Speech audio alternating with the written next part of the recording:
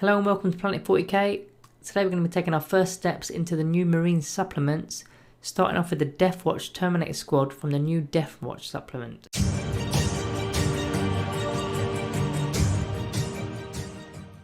So before we begin guys, I just wanted to make you all aware, you can now become a member of Planet 40k by clicking the join button, which should be appearing near that subscribe button. It mirrors our Patreon service and you can get early access to videos. With one of our tiers, putting your name in our credits in the outro. There's also a few emojis and loyalty badges that progress for each month that you are a member.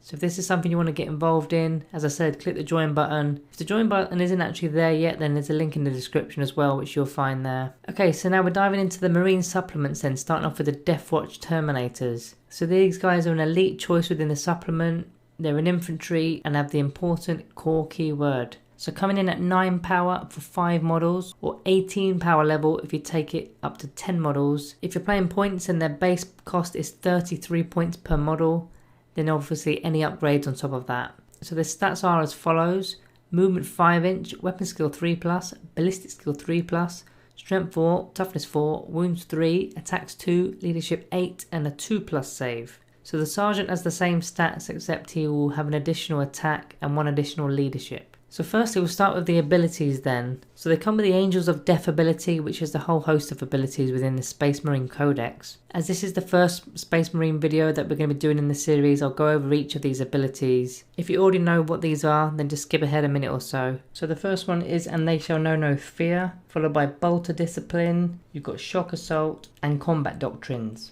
So firstly they've got They Shall Know No Fear, which allows units in the detachment to ignore modifiers for combat attrition tests. Next is Bolter Discipline, which replaces the standard rapid fire rules, and instead you can make double the amount of shots if you are either in half range, remain stationary, or you're shooting with, say, a Terminator or a Biker. So in this case you're a Terminator unit, so you'll always be firing double shots with rapid fire weapons. The third part of Angels of Death is Shock Assault. So in the fight phase, whether you charged, were charged or heroically intervened on this turn, you'll get an additional attack for each model in the unit. The next ability within this group is Combat Doctrines. So if all your units have the Adeptus Astartes keyword, then you gain bonuses in each battle round. Now the Deathwatch have their own version of this in their supplement called Mission Tactics. So you can select the Devastator Doctrine once per battle, which gives you a -1 AP modifier to heavy and grenade weapons in that battle round. You can select the Tactical Doctrines no more than twice during the battle, which gives you an additional -1 AP modifier on all rapid fire and assault weapons in the battle round. You can then select the Assault Doctrine to a max of 3 times during the battle, which gives you an additional -1 AP modifier for all pistol and melee weapons for that battle round. So that's the Angels of Death. Next you've got Combat Squads, which is if you've got a maximum amount of models in the unit. So in this case, the maximum amount for Terminators is 10. You can split the unit into 2 lots of 5 before deployment, and then they'll start to act independently from then onwards. This is also beneficial because you can kit out 5 of your Terminators to be more melee based and 5 to be more shooty. They've got a Teleport Strike, which is effectively deep strike, so you can come anywhere on the battlefield from turn 2 onwards, but must be at least 9 inches away from enemy units when you do so. And finally you've got Crux Terminators, which gives your Terminators a 5+ in-run save. So each Terminator comes stocked with a Storm Bolter and a Power Fist, and the Sergeant comes with a Storm Bolter and a Power Sword. So the Storm Bolter is a 24 inch range, rapid fire 2, strength 4 and single damage. So as you are a Terminator, you'll be firing 4 shots per Storm Bolter from any range up to 24 inches due to Bolter Discipline. With a min squad of 5 Terminators or with Storm Bolters, you'll be getting 20 shots that hit on 3s, resulting in an average of 13 hits. Then wounding toughness 3 models on 3s, giving you an average of 9 wounds. Toughness 4 units you'll be wounded on 4s, giving you an average of 6 or 7 wounds. And toughness 5, 6 and 7 models, you'll require 5s, so giving you an average of 4 to 5 wounds for the unit. The Power Fist is strength times 2, so that's strength 8, -3 AP and 2 damage. However, it's a -1 to hit using this weapon, resulting in you hitting on 4s. The Sergeant's Power Sword is strength +2, making it strength 5, -3 AP and single damage. So there's quite a few options here to switch out your weapon loadout. So up to 3 Deathwatch Terminators can switch their Storm Bolters out for one of the following. So you've either got an Assault Cannon, a Heavy Flamer, a Plasma Cannon, or you can keep the Storm Bolter and add a Cyclone Missile Launcher on top. So quickly looking at those choices then, you've got the Assault Cannon, which is 10 points, it's 24 inch range, heavy 6, strength 6, -1 AP and single damage. So it's more of an anti-horde type of weapon. So the heavy flamer at 5 points is heavy D6. It's strength 5 -1 AP and single damage. And when firing with this weapon it auto hits. So this is also pretty good against light infantry, and it's also good for Overwatch due to the auto hits. The plasma cannon next then, it's got two loadouts here. So you've got the standard one, which is 36-inch range,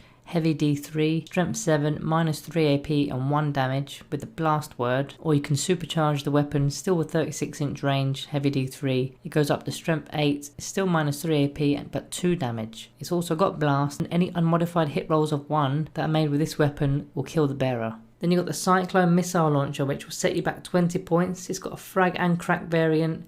So the frag missile is 36-inch, heavy 2d6, strength 4, single damage and blast. Again, it's your anti-horde weapon, that one. Then you've got the crack missile, which is a heavy 2, strength 8, -2 AP with d6 damage, which is more your anti-vehicle option. So it goes further then, you can actually exchange the melee weapons too, switching out your power fists for either chain fist, power axes, power mules, power swords. So the chain fist costs 5 points, it's strength times 2, making it strength 8, -4 AP, D3 damage, and you're also a -1 to hit, quite like the power fist. And against vehicles, the damage becomes a flat 3 rather than D3. The 3-point power axes are strength +2, making it strength 6, -2 AP and single damage. And the power mules, which are also 3 points, are strength +3, so making it strength 7, but only -1 AP and single damage. So there's not much to choose from between those two weapons there. You could then opt to switch out both your Stormbolter and your melee weapon for a pair of lightning claws or a thunderhammer and storm shield. So the claws are strength user, making it strength 4, -2 AP and single damage, but you gain an additional attack and you get to re-roll all wound rolls. Or you can opt for the thunderhammer and storm shield at 10 points. So the hammer is strength times 2, making it strength 8, -2 AP, and the damage is a flat 3, but again -1 to hit. The Storm Shield grants a 4+ Invuln save and a +1 armor save. Now you've already got a +2 armor save, but any weapon that has a modifier with the AP will be countered by this +1 armor save. So if you're planning on playing more of a melee list, then I personally like the hammer and shield option, just to add a bit more resiliency to quite an expensive unit. So the final upgrade that you can have in this unit is a Teleporter Homer, which is 5 points. Once per battle you can remove your unit from the battlefield, and on your next movement phase you can redeploy them anywhere within your deployment zone as long as you're more than 9 inches away from enemy models and also within 3 inches of a friendly unit. So loads of upgrades here which do get quite pricey. So looking at the pros and cons of the unit then. The pros are that they're very resilient with 3 wounds and a 2+ armor save with a 5+ Invuln save, or even a 4+ Invuln save with storm shields, which is pretty nice. Deep strike is pretty good with these guys, so you can fire your guns and then charge on the same turn that you come in. Then the sheer amount of options that you can have is pretty key, as you can kit them out to any of your playstyles. The Teleporter Homer, although it has been nerfed, it's still a good method if you find your Terminators out of position after clearing a unit when you've deep striked in, so you can pop out of the battle for a round and return to a much better position. It is situational, but it can be crucial for points and board control. Combat squads, as mentioned in the abilities section, is useful as you can take 5 Thunderhammer Storm Shield guys and then take 5 more shooter guys, with 3 of those having heavy weapon options. Then you can separate them on deployment and let them do their own things. So in terms of cons then, on foot they're pretty slow at 5 inch, they need a Land Raider or a deep strike method to get in.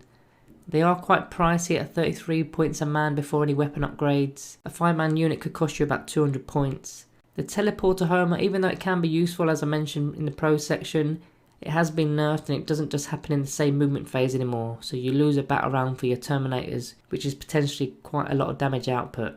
They also don't have access to special issue ammunition, like the other Deathwatch units do in the supplement, which is a bit of a shame because to me this is one of the things that makes a Deathwatch quite different and it's their unique thing. They've also lost access to their melters, which is quite a shame.